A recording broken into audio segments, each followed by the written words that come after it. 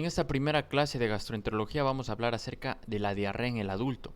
Generalmente hemos definido a la diarrea en el adulto como el aumento en la cantidad o frecuencia de deposiciones que la persona realiza en el día, acompañado esto de una disminución en la calidad.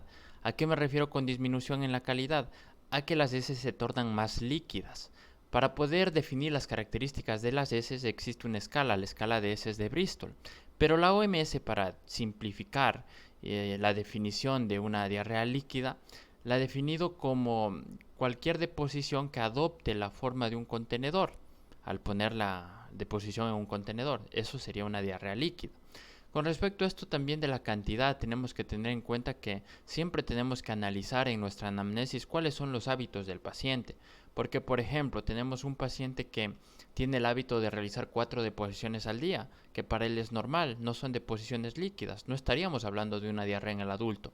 E igual, con respecto a la calidad, si tenemos pacientes lactantes que su único alimento es la leche materna, las diarreas van a ser más líquidas y no por ello va a ser una diarrea. Con respecto al tiempo, una diarrea aguda es una diarrea de más de 24 horas, una diarrea persistente es una diarrea que dura más de 14 días. Con respecto a la apariencia, aquí tenemos que tener muy en cuenta si evidenciamos en un paciente que tiene heces con moco más sangre, porque estaríamos ante un cuadro de un síndrome disentérico. Y es importante poder diferenciar la disentería de la gastroenteritis. En sí, la gastroenteritis está más enfocada en el tracto digestivo superior. Acá los agentes causales que producen la gastroenteritis van a recubrir las superficies de las células epiteliales que recubren esta cavidad, produciendo en sí vómitos, diarreas acuosas. Y en sí, estos agentes etiológicos que causan la gastroenteritis son el rotavirus, como el principal agente causal. También tenemos el calicivirus. Así también tenemos el Escherichia coli, que también suele producir el Staphylococcus aureus, el Bacillus cereus y la Giardia intestinalis.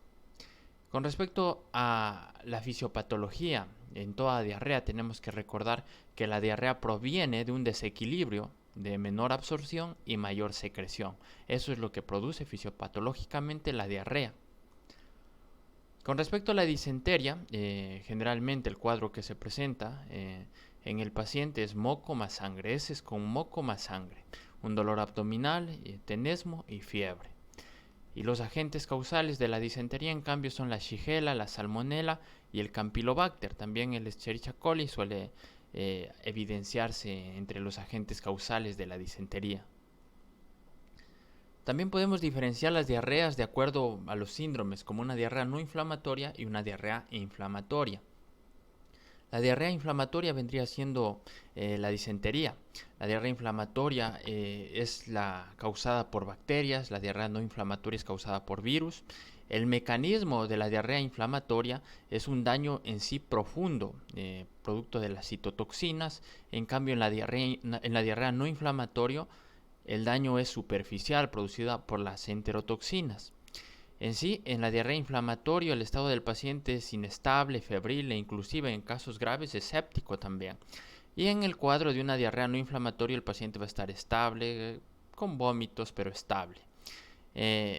Con respecto a la diarrea en la inflamatoria, como dijimos, las heces van a estar acompañadas de moco y sangre, y en la no inflamatoria, en cambio, las características de las heces van a ser acuosa y amarillenta.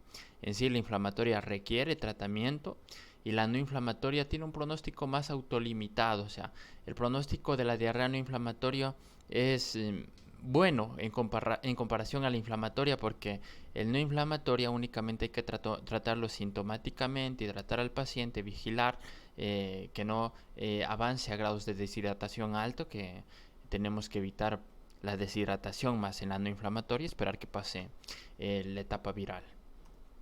Con respecto a los factores asociados, también tenemos que tener en cuenta que la Shigella, la Salmonella, el Campylobacter está asociada a carnes crudas, carnes mal cocidas y huevos de dudosa procedencia.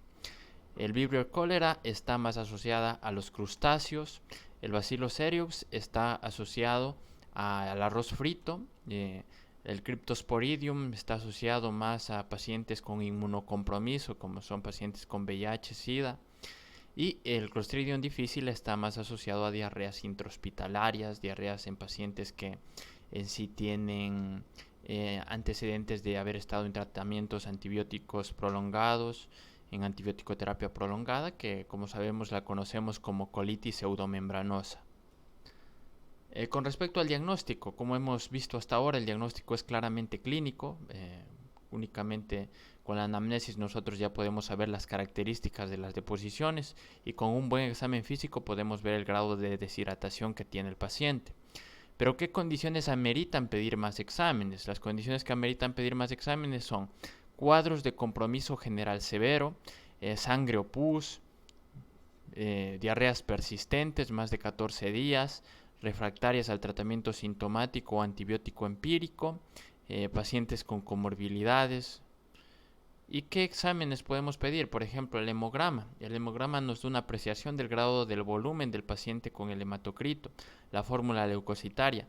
Esto de las reacciones febriles, como la prueba de látex, miden exposición y no enfermedad activa. En sí no se recomienda aquí en estas diarreas del adulto, solo sirve para fiebre tifoidea, que eso ya veremos más adelante, eso ya es otro tema. También nos podría servir el coproparasitario seriado. En caso de diarreas persistentes no tan graves, recordar que se debe tomar en las mañanas hasta 3 muestras en días seguidos. También tenemos los marcadores de inflamación fecal. Estos tienen mayor sensibilidad y especificidad para evidenciar leucocitos, inflamación y daño de la pared intestinal. El coprocultivo en sí para casos más severos cuando no es claro el agente etiológico. Y con respecto al tratamiento de la diarrea no inflamatoria, primero, ¿cómo va a ser? Primero, con líquidos preparados en el hogar, o sea, sueros de hidratación en el hogar, sueros caseros, sueros orales caseros. ¿Cómo los podemos hacer? En sí existen varias fórmulas de sueros orales caseros, pero como estándar, generalmente para preparar un suero oral casero se lo hace con 9 cucharaditas de azúcar, más 1 litro de agua hervida, más una cucharadita de sal. Otras fórmulas también le aumentan bicarbonato, jugo de naranja o de limón, pero eso es como lo estándar, lo que sirve para hidratar al paciente, el suero oral casero. Después, si el paciente no responde al suero oral casero, ya hay que realizar una terapia de rehidratación oral con sueros de rehidratación oral. Estos sueros generalmente vienen en polvito.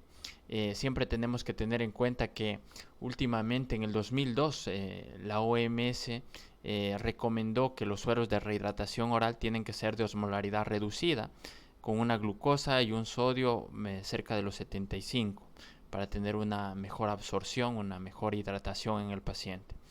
Si posterior a estos sueros de rehidratación oral el paciente no responde, hay que realizar o hidratar al paciente por sonda nasogástrica, pasar los sueros de rehidratación oral por sonda nasogástrica. En caso de que el paciente esté con vómitos y no pueda tomar voluntariamente el suero de rehidratación oral, hay que realizarlo por sonda nasogástrica. Y si no responde tampoco este tratamiento, sí vamos a utilizar líquidos intravenosos para hidratar al paciente. Recordemos que las soluciones más utilizadas son las cristaloides, el cloruro de sodio al 0.9% y el lactato de Ringer. En sí, en adultos podemos empezar con un bolo de 500 ml intravenoso en 15 minutos hasta llegar a los 2 litros. Podemos seguir con estos bolos y al final mantener en dosis de mantenimiento de un adulto que son de 30 ml kilogramo en 24 horas. Y para el tratamiento de la diarrea inflamatoria, en sí, ya hay que utilizar antibióticos en la diarrea inflamatoria. ¿Qué antibióticos vamos a usar? ¿Cuál es más sensible? ¿A cuáles son sensibles estos agentes etiológicos que causan este tipo de diarreas? Pues a una de los antibióticos es la ciprofloxacina, que vamos a dar 500 miligramos vía oral cada 12 horas por 3 días. Después lo vamos a citar al paciente a las 48 horas para valorar si está respondiendo y si es necesario dejar un día más el antibiótico o replantearnos el tratamiento. Recordemos que la ciprofloxacina tiene ciertas contraindicaciones, sobre todo en pacientes mayores de 65 años o en niños y adolescentes por los efectos adversos en el sistema osteotendinoso. Por eso no podemos usar ciprofloxacina en todos los casos. Cuando no podemos usar ciprofloxacina, podemos usar el trimetoprim más sulfato-metoxazol de 800-160 miligramos cada 12 horas por 3 días. Igual, lo citamos al paciente 48 horas después de instaurado el tratamiento para valorarlo cómo sigue el paciente y ver si continuamos un día más con el tratamiento antibiótico o nos replanteamos el tratamiento.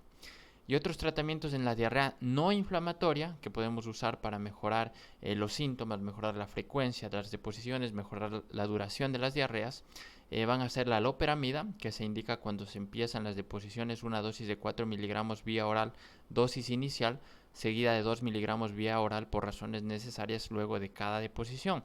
Máximo podemos dar 16 miligramos al día porque como efectos adversos graves puede dar torsada de Points. Y el subsalicilato de bismuto, que se indica 2 cucharaditas en presentación de 260 miligramos 5 ml, luego de la primera deposición, cada 30 a 60 minutos mientras se tenga estas deposiciones más agresivas. Máximo 8 dosis al día. Recordemos que una dosis serían 2 cucharaditas. No hay que pasarse porque en pacientes diabéticos, por ejemplo, aumenta el riesgo de hipoglicemia.